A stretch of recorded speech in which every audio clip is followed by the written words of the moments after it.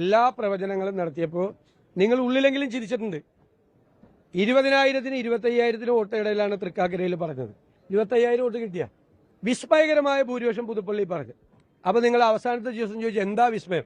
നമ്മൾ ഉമ്മൻചാണ്ടിക്ക് കിട്ടിയ ഏറ്റവും വലിയ ഭൂരിപക്ഷം 33,000 ഇത് 35-ന് മീതെ പോകുമെന്ന് പറഞ്ഞു. 37 കിട്ടിയ പുതുപ്പള്ളിയിൽ. പാലക്കാട് എന്താ പറഞ്ഞത്?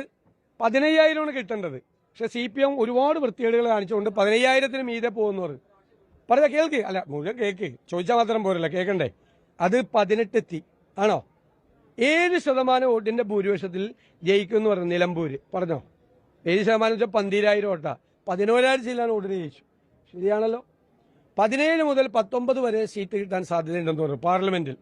നിങ്ങൾ ഇതൊക്കെ നോക്കിക്കോ, ഇതൊക്കെ പറഞ്ഞേക്കണേ. നേരത്തെ 18 കിട്ടി.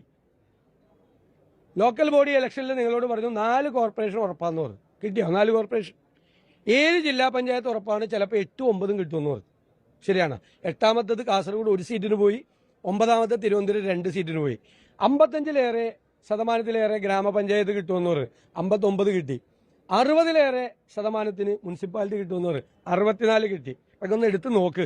അതുപോലെ തന്നെയാണ് പറയുന്നത് 100-ൽ കൂടുതൽ സീറ്റ് കിട്ടും.